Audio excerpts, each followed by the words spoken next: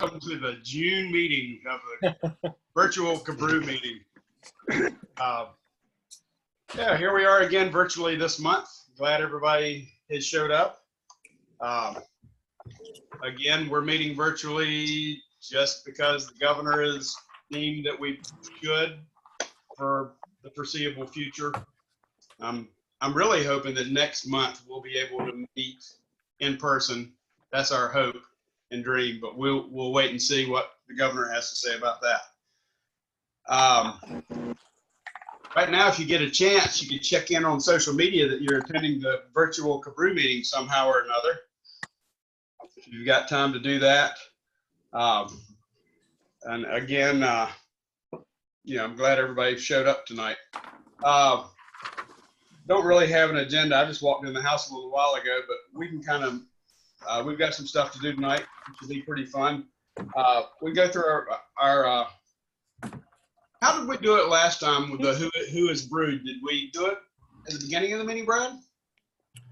We did. If you've brewed since last meeting, use the hand raise feature, and we'll just get on the list.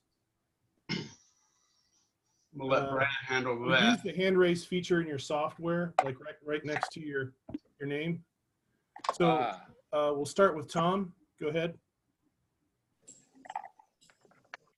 Now, I drinking my Munich Dunkel, which doesn't work really well with the background. And I did a Pliny the Elder clone. Nice. Nice. Okay. That Richard one should be Conway. ready for the next meeting. Who? Richard Conley, you're next. Sorry, I didn't hear that. I brewed a Kavik IPA with the dry Boss Kavik, and that shit's a beast. It finished fermenting in less than 36 hours. Wow. I was drinking, drained the glass in 5 days. Wow, that's There nice. it is. Okay, next up, Jeffrey Supak. I might have lowered someone's hand by mistake. I was trying to click on Richard and his thing moved. So Jeff, Yeah, go next. that might have been my fault. I was trying to figure out how to raise my hand again. I always forget. I did a Weizenbach a couple weeks ago. So I should be able to bottle that up this weekend, I'm hoping. Okay. Next up, Chris. I did a orange berry saison with raspberry and strawberry, South Carolina strawberries in the secondary. They're not really good, but that's what this is. We did. Okay, Chris. Next up, Brendan. I brewed 2 weeks ago this Saturday a porter, clone of Founders People's Porter. I got to say, I really enjoyed hanging out with you that morning for your brew session. Oh yeah, That was really a lot of fun. And I got to tell you, your system just knocked my socks off. It was, thank you. Compared to what I saw maybe a year ago or so, it's just a sweet setup. Really is. I do plan on doing what you mentioned before, but I'm going to do like a video highlight of what my brew house looks like in my garage. Just like every time you go in and do something, turn the camera on for that part, then turn it back off. Oh yeah. So next up, Jared.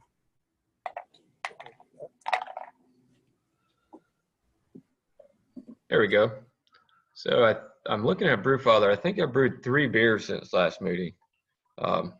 Maybe not the American wheat, but so I did an American wheat with coriander and sweet orange peel. A pale ale, so American pale. And that's what I have the tilt information on with the Brewfather. And a American light lager that Roxana threw the recipe together for that. And that's lagering as we speak. So. Nice chirping. Next up, we have Lori Pila. We did a English brown. I guess technically it's a Newcastle clone recipe. Nice. couple weeks ago. It's actually bottled now. Lori, your voice is so low and gravelly. I know. Isn't that nice? Are we even on video or no? Yeah, you're on video. I can see you. You're a little bit choppy, but you're there. Okay. Can you move the camera to your right just a little bit? A little more? More. Yeah, no, the other right. The Other way. The other way. The other way. No, no. Other way. You, not That's me. the other way. Yeah. Let's believe we had. There we go. Oh, that's better. Dan No, Collins. that's not. Rude. No, that's worse. Yeah, that's worse. There. Dan Colley, did you say you brewed? You're muted right now. Yeah, I brewed like a Belgian wheat and just fermented it with a saison. A little cloudy, but it's refreshing. Nice. And Tim Kelly, I saw your hand go up. Cream ale and a red IPA. Very nice. Before we move on, I'd like to take a moment that we have Art Tucker in the house. Haven't seen him in forever. So, Art. Cheers, Art. What's up, everybody? Can you hear me? Yeah, we can hear you. All right. I got my Starship Control headset on. I see that. It's your helicopter pilot. That's right. Good to see everybody. Sorry I've been MIA, but good to be here. Our air conditioner broke, so if I'm wiping my head of sweat, it's really hot in our house. All right. I think that's everybody who's brewed. Steve, it's back to you. Okay. And I did brew since the last meeting. I brewed a Hefeweizen with some yeast I found. I got it from the Palmetto State Brew Off, some dry Munich Classic yeast, and it expired last month. And I rehydrated it with some proper starter, and it kicked off. It started fermenting within the first 10 hours, which never happens for me. And it turned out really good. I'm kegging it tomorrow, I hope. And I brewed a blonde also. So anyway, well, it sounds like everybody's been busy. And hopefully we'll get to try some of these beers in person sometime. I hope everybody went and got some from Commerce with the beer exchange. We'll do that later, but we can go down our officers list. Jay, do you have anything you'd like to bring up? Treasurer's report. Is Jay even here? Yeah, there he is. Yeah, I'm here. No, nothing new really to report. Bank balance still right at $3,000. We got some hot farm expenses, but that's only really a couple $100 at the most. Yeah, and that's it. That's where we're at. Well, good. We've Stephen and I have spent a little money on the jockey box, but it's coming in, the new club jockey box, but it's coming in under, I think it's going to be under budget. We've got parts ordered and stuff's coming in, so hopefully we'll have that sorted out before too long. All right, sounds good.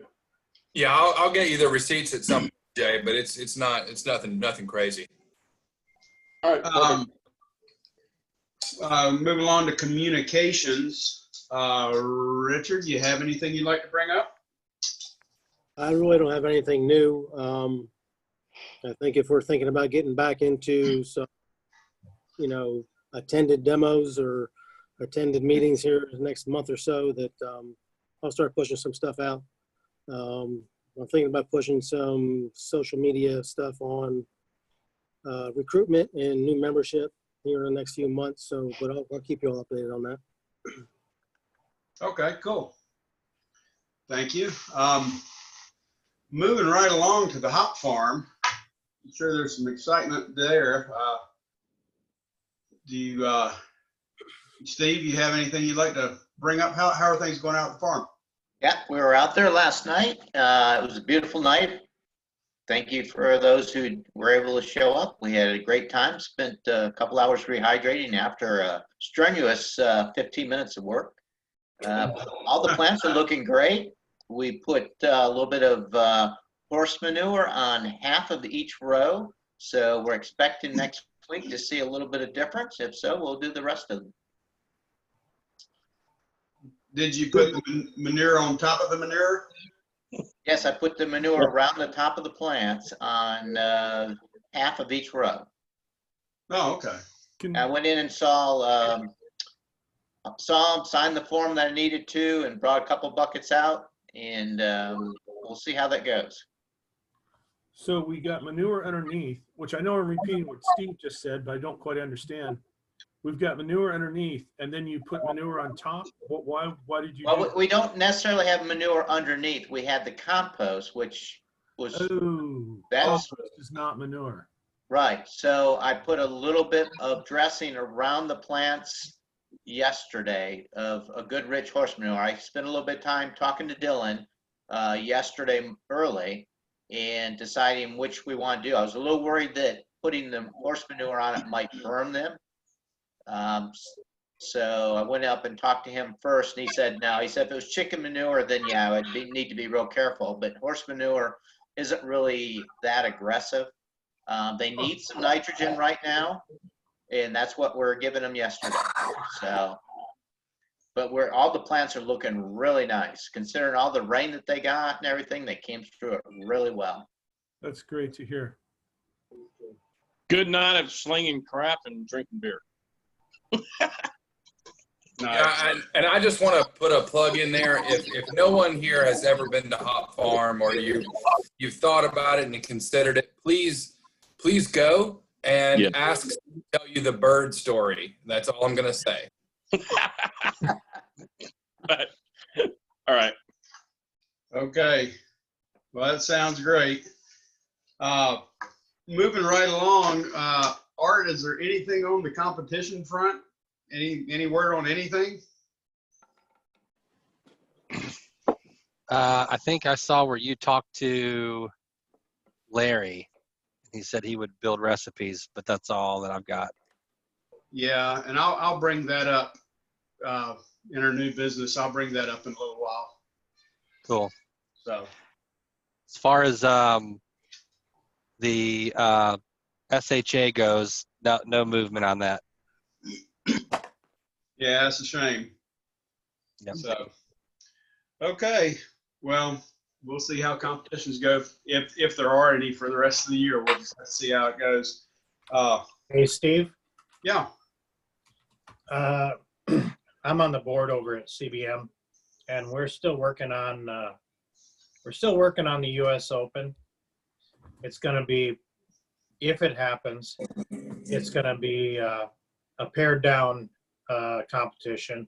We don't want to completely miss 2020, and it'll be based on which breweries want to do the Pro-Am. So it may just be a few categories based on what breweries say they're willing to host it. So like if you do a brown ale and Unknown's doing a brown ale, you would send your beers to Unknown for that one category, and we would do a limited judging on that. It's not all fleshed out yet, but it may very well happen, and that would be the first part of August. That'd be awesome. When is it normally? Isn't it like June or July? Yeah, it's usually close to Mother's Day. Yeah, I was going to say May. Yeah, and we missed it already. We're still trying to do something. Well, that sounds great. And I think normally don't they have like 450 entries? It's a huge entry. It won't be that this year. Yeah. So we're trying to do something to hold the spot. We'll do it early August if it happens. And I'll update you. I'll let you know. I'll touch base with Art. There should be, I know that Art, if you want to look on the SHA, I know Richard put something out there. He can see who read his message, but no one has responded. Okay, I'll respond on behalf of CABREW and say that we're interested in whatever it is you guys are able to do. Sure. I did see the post. Yeah, back there. Well, that's great. Thanks for that info, Tom. Please keep us abreast of that. That's exciting. Good to hear. We can move right along. I glossed over on the equipment. If anybody needs a jockey box, let me know. If anybody needs any equipment, let me know. Stephen and I are working on putting together a new 5-tap jockey box. We've got the parts ordered. And sometime, maybe next month, we will probably put it together. We hadn't decided if we're going to have like a public, hey, everybody come over and hang out and put a jockey box together meeting or something. But we thought it might be a good educational session to try and put the box together and maybe invite people out for that. Yeah, and I talked to this. I forget who else I spoke with about it, but we can. I think either a group built event or possibly recording a video for club education. Either would work for me. So maybe we'll talk about that at the O meeting. Okay. Yeah, it sounds good. Let me know when you guys want to do that, and I can probably record it with Zoom. Here's the Shanks. They came in and they're very nice. And the FedEx man was really nice.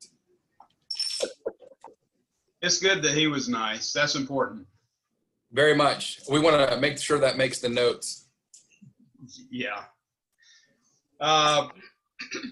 Recruitment and education. Do you guys want to do your education thing now, or you want to hold it to the end of the meeting? We can hold it till the end of like the business section. That shouldn't be but 5-10 minutes.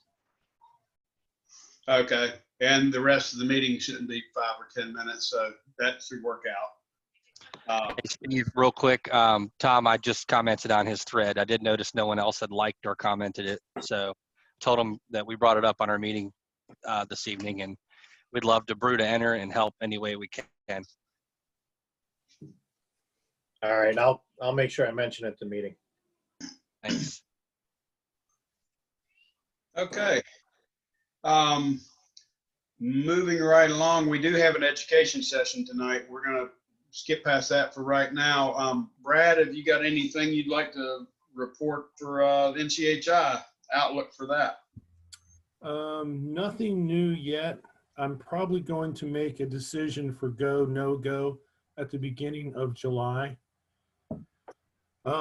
There's just a lot of issues to deal with, and I'll have more for us next meeting, but that's going to be the cutoff is July of whether we're going to go with it or not go with it. Yeah, and currently now with the state order, we can't do it. So right, we're going to have to comply with the rules set out by the state. So, you know, last year we had over 200 people. This year I would expect it to be even larger than that if there were no COVID issues. And a group that size brings with it a lot of risk. yeah, so we're just going to have to play that by ear, and we're going to be looking at all the options on that. Hey, I heard that Jacksonville, Florida Homebrewers Club's willing to host NCHI this year. Too soon. Not too soon. Sorry. On the beach? Yeah, sure. That's where they be. Maybe we should send a research committee down to look at the facilities. So I'll go. Yeah, it's probably a 3 or 4 week job, Steve. I don't know who's up to the challenge. I can go. We got money in the budget for that. She'll go. I'll go. Before we move on, yeah, I'd like to take a moment and acknowledge a real American hero. Michael Quillen has his daughter brewing now, apparently. Wow. Yeah, I'm working on it. Michael. You said she just made her first batch, which is an English bitter. She made a triple. We made a triple about 2 months ago, and we're gonna make a bitter this weekend, I hope. Nice. Good job, man. Joke's on us. She's only 8 years old. That's right. Even at 8, you still get to make, you know what, your 50 gallons a year. So there you go. Nice. Next up is Jeff is our fundraising chair for NCHI. again, things are up in the air. So anything in your neck? No, nothing to report on it. I mean, I'd still like to run one this year, but I don't think it'll happen until later this year once things kind of settle out. So, I mean, we have all the pieces. We just need like 2 weeks to coordinate and get it to go. So, yeah. Okay. Thank you, Jeff. The only real thing, and I didn't have time to come up with a legit agenda, the only thing I really have additional business tonight is the officers, we had a meeting last month and we decided we're going to have it's not going to be a competition. It's going to be a recipe showcase to kind of commemorate the 10th anniversary of CABREW. One of the first recipes that was made at a CABREW party 10 years ago was called chicken scratch. And it was made at Derek Shepard's house. And it's basically it was a lager, but it was a blonde basically made with chicken feed as a big part of it. I've talked to Larry, we've talked to Larry at Brewers Depot, and he's going to make some kits available. They'll be available this Thursday. Going to be 3 recipes. One's going to be the chicken scratch beer. One is going to be a wit, just a nice fresh summer beer. The other is going to be an APA, something similar to like a Sierra Nevada pale ale. He's going to have 3 recipes.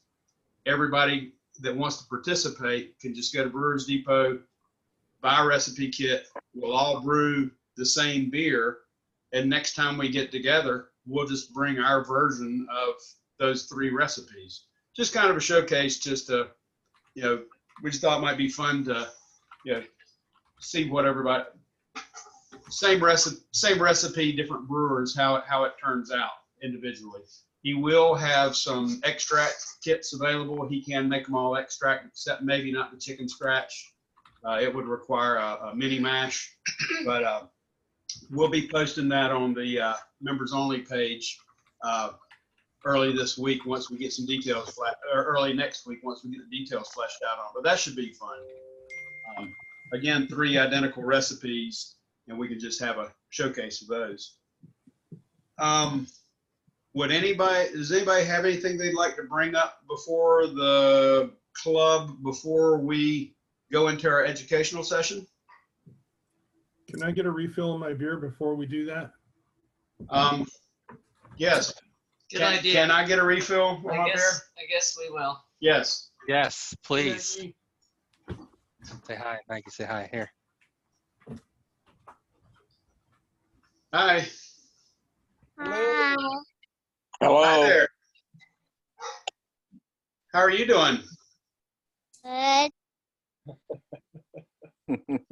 Hey, Art, is she brewing her quota yet? Oh, I passed them.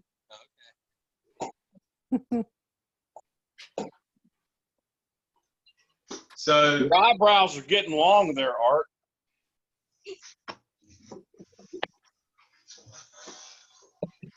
So Steve, hey Steve, are we getting a discount at Tractor Supply on the chicken feed? Just asking.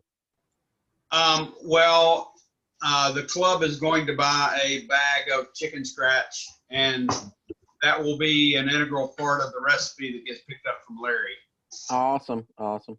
So if you do the chicken scratch, that will be included in the recipe kit that's from Brewers Depot. We hadn't come up with a cost on the recipes yet, but it'll be very affordable.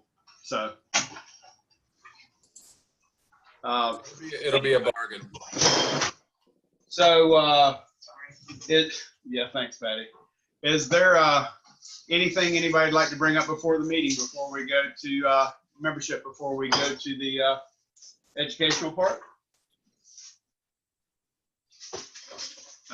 Well, if not, I'll pass it off to Jared, and we will see what he has on tap for tonight.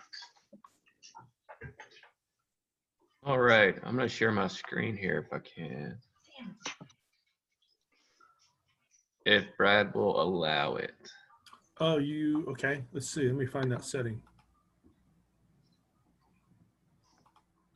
So while he finds that, I kind of put together a PowerPoint on how I fermented with a tilt and kind of integrated that within Brewfather. So I tracked my fermentation on my pale ale, the whole fermentation. I have pictures with a camera also that I had in my fermenter, as well as a side-by-side comparison of what the Krausen looked like in comparison to the specific gravity. So, Try now, Jared. all right. Let's see here.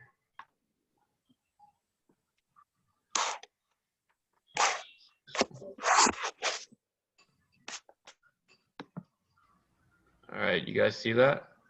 Yeah. Nice. Go to presentation mode. Nice slide deck.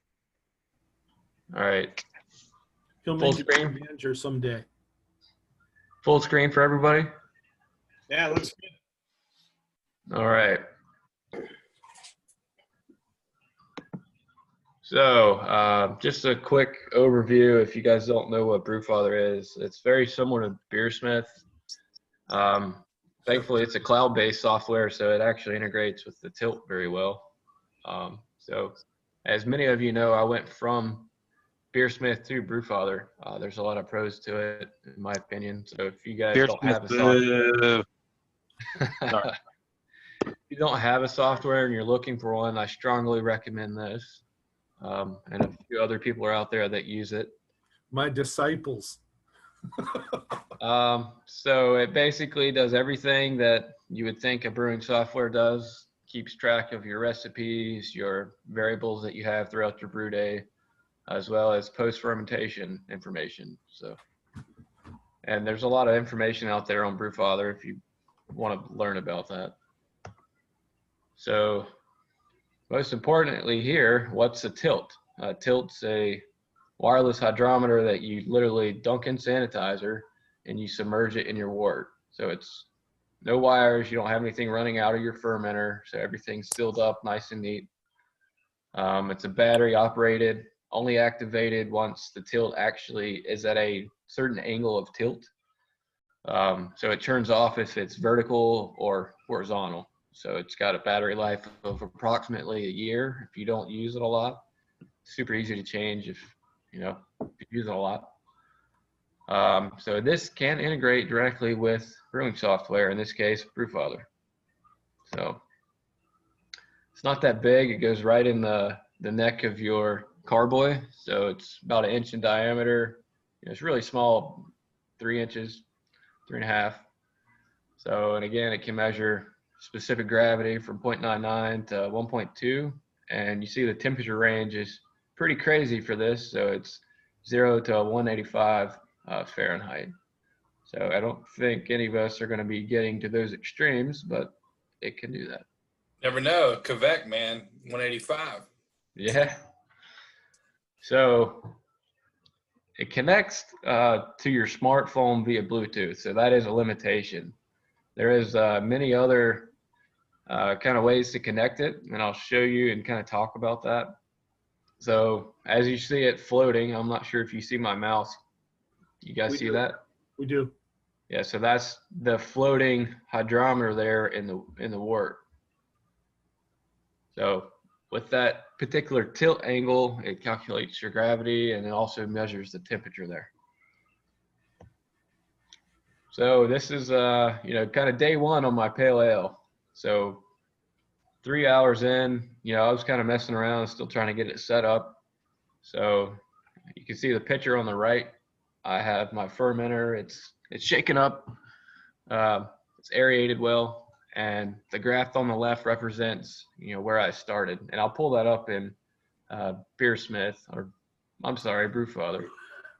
Not going backwards here. Kind of like as it goes, I'll kind of go back and forth. So as it starts to ferment, you can see the temperatures in the blue line here.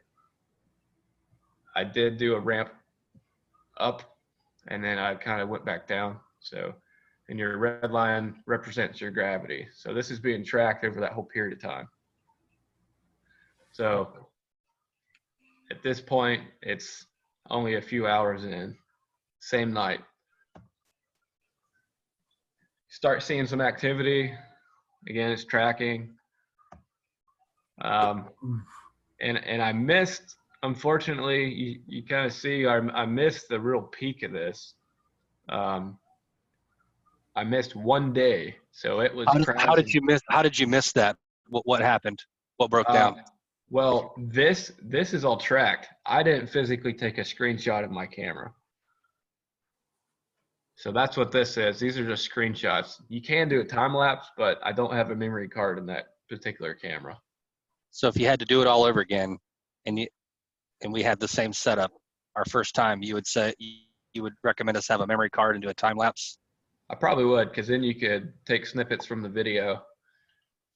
Cool. And have your device set up prior to your first batch. Then you can track everything. If you look, my OG line is actually a little bit higher than what the tilt actually measured. And there is offset values you can throw in, but again. I've done what Jared did here, and it goes from nothing to something in a heartbeat. It happens amazingly fast. Yeah. So I'll just kind of blow through this. This is kind of the same stuff. You see it crowsing again pretty high. And that's when I did my temperature ramp. That's kind of neat to correlate. Mm-hmm. And unfortunately, as it goes down, my crowsing, I realized was stuck to the sidewall of my carboy, so you don't see the foam dissipate. So as it keeps going, you can kind of see the air bubbles there dissipate a little bit, but this is as it's opened. Not really do anything for you there, but so you get basically a percentage of what your beer is, and it gives you basically a nice graph here at the end. I'm gonna see if I could share. I noticed your slide there said that your tilt logs every hour. Is it every hour or every 15 minutes? Set up every 15, but the way I set it up, it was every hour. Oh, okay. It recommends not to go under 15 minutes and Father, because it won't record it at that duration. So let me stop sharing and then share Brewfather really quick here. Anybody have any questions or anything about what I just showed? Your original gravity being different from the starting gravity of the till. Did you take the original gravity with your refractometer, or how did you measure that? I did. So you see that line doesn't exactly correlate with the tilt device. There is an offset value, and I did calibrate it in distilled water, but I did not use a known specific gravity to do that. Like something with alcohol present or sugars present. I just used distilled water. So it was calibrated, but there is an offset that you may need to use, which is nice because as soon as you set up the device logging, you can fix that. So can everybody see my? What's that line there at 1040? Is that like halfway, or what's that about? That is the target temperature. Oh, okay, okay. Gotcha. Yeah. So you see, I'm kind of like right around it. So, question. So, your temperature probe is where in the chamber? Is it taped to the wall, in the liquid, hanging around? My temperature probe actually is not in the liquid. It's part of the tilt. No, sorry, the temperature probe that is controlling your chamber temperature.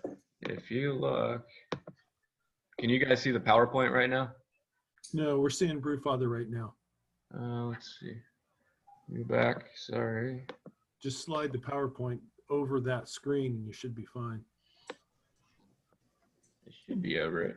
Well, it is for me anyway. Here, give me a second. Maybe you have to stop sharing and reshare. Yeah, I might just do that. Screw Beer Smith. I'd like to share something.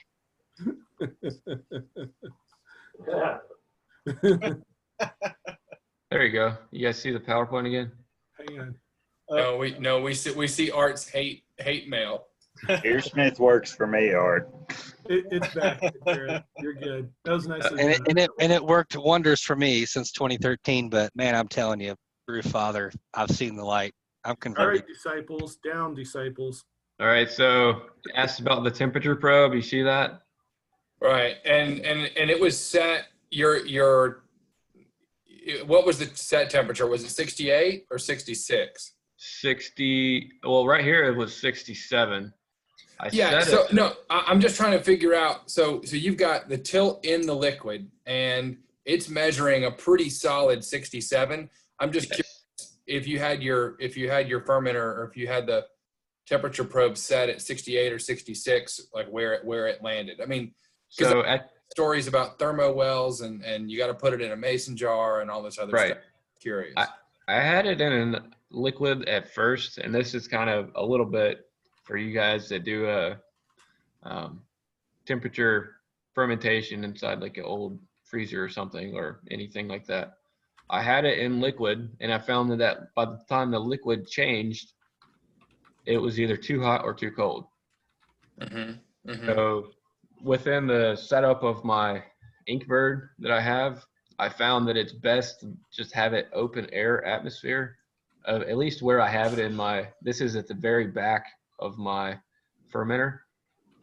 So this here, when I originally started, it was at 68. So you see the beer really was, it was 66. I'm sorry, 66. And then I ramped it up to 67 and it spiked and then normalized again. So that was. I think did the temperature follow with what you had set? Yes. Like Inkbird for the most part? Yeah. Yes, it did. Yeah. I finished out at 67. I did play around with it a little bit, but long story short. Did it lag? It looks like it lagged a little bit, right? So you said you cranked it to 67, but the temperature in the tilt shot to 70. Yes. Okay, so it lagged just a little bit, but that I like. So if you had it set on 67 and it was reading 67 for a good many days, that's pretty cool. Yeah, it fluctuated a little bit on the higher side towards my optimal, which is good. Hey, what's a half a degree between friends, really? Yeah, right. All right, so I'm gonna stop this. For some reason, my screen's not letting me. All right, let's see. I think Art's still sharing. Hang on. Can you guys see anything here? Nope. You see, I see Art. You might have to go to the top right corner, hit gallery again. Speaker view or something. Here you go. Try that. There we go. Okay, so this is the fermentation chart that is automatically plotted here. I'm on a, hopefully it's a good resolution for you guys. I'm actually on a TV over here to the left, so. It looks good to me, Jared. Okay. Yeah, same here. So as you see, it's as it started, it's every hour. And right now I just have an old cell phone that's logging for this. So I did lose some connectivity right here. So there's ways to fix that, but if you guys are interested, just let me know. I'm not going to go into that, but overall, this is, what you get. You get a whole summary of your beer. And, I saw, it stayed consistent here at 1006 for, 3-4 days. And I was like, yeah, it's done. Maybe this is a stupid question and I forgot to look it up. Does this have anything to do with Wi-Fi, or am I just an idiot? This is Bluetooth, but the way I'm getting the values, yes. I'm running the Tilt app on my cell phone. Cell phone is then talking to the cloud-based Brewfather, and the Brewfather is writing that down to the actual application there. Okay. And they have plenty of help tips out there, but I'm going to actually change that to make it more streamlined without using an old cell phone. But again, if you're interested, just ask. I'm curious if when this beer finishes, if you take a final gravity reading with the tilt, if you ought to pull some out for a hydrometer reading and see how it compares with a hydrometer to see if it needs to, because you can adjust the tilt, can't you, to Yes. compensate? Yes, you can compensate and do an offset value, but yeah, they pretty much matched. Okay, cool. So yeah, that's one little spot check I did. You can see how the original gravity was a little off, but I think that was just me setting all of this up. And I did, like I said, I missed the first 3 hours of this. So I don't know if that had anything to do with it, but it's in my logger right now. So we'll see how that goes. But anyway, I really enjoyed it. If I can jump in on that. Show us your logger graph so far, please. Thank you. If I can jump in on that, I have the Plato device, which is known to be slightly less accurate than the tilt, but I like the Plato just so I can see the graph of what the beer is doing. To me, that's worth every penny. And you know, the accuracy, I don't really care so much. I just want to see what's the beer doing. Right. So I guess what you're seeing now is my light lager. I only wanted like 3.9% on this guy, so it's pretty much what I'm going to get, I think. So, hey, I got a question. Shoot. I guess this is for both you and Brad. I was doing some reading on the tilt while you were discussing this, and I think it's a cool idea. I'm thinking more of an application of putting it in a barrel for wine or mead. How long is battery life on that thing, and would it work? Or I mean, what's your opinion on that? Well, I think you might have missed that, but it's got to have some sort of headspace to float. Okay. So it can't be filled to the brim, of course. Right. Now the battery life, it's said to last a year on and off use. So continuous use, if you keep it in wine, I'm not sure. Okay. Yeah, the stuff I read said like 12 to 24 months, depending on numerous factors. But okay. A batch from China might last 15 months. Right. And well, I was just thinking because I do tend to like put things like that on oak for quite a while at a time, and it'd be neat to be able to put some of the device in that I can keep a record of what's going on. Yeah, I mean, and not have to open the vessel up. Yeah, you sure could, but I think battery life would be the caveat here because you don't have a cable running out, so you don't risk something possibly being infected because your airlock doesn't close all the way. Right. Okay. But again, you do have the flexibility of not having to open it, which is nice. Good. Well, thanks for sharing. That's a pretty cool tool. You too, Brad. I didn't know there was a secondary tool out there for that. That's really nice. Yeah, and if you guys are really inventive and you want to actually try it, you can actually make your own. If you go over to devices here, I only have the tilt, but if you go to settings, there's all these other things you can add. Smart PID, that's like I think that may be a European thing. The tilt, of course, and you literally click this and see instructions, and it takes you right to the resource page on how to connect it, how to set it up, how to configure everything. They have a Plato keg, Plato airlock, and a few other guys here. And you can make your own if you're into that stuff. No problem. All right, well, that's all I had, guys. You guys have any questions? Thanks, man. Yeah. Longer than I expected, so I have no idea how long that went. Was this your first brew with the tilt? The pail was. So this is the lager. Let me go back. The pail was the first one. Here. This guy. Jared, got a question. Sure. So when are you purchasing your next tilt?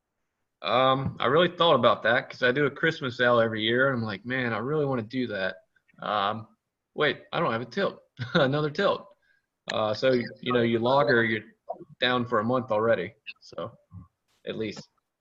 And those things are what, $135 a piece? Yeah, about $1.50 after tax and shipping. Okay. But yeah, definitely worth it. Can somebody consider like CABREW purchase, if we can get like a blanket 15%, if we buy like maybe 10, like as a group. That would be cool. Yeah, that'd be badass. Because I mean, even if we could knock off shipping and whatnot, I mean, I think it'd be nice to have. I'm probably maxed out at 100 even, but it'd be neat. It'd be neat.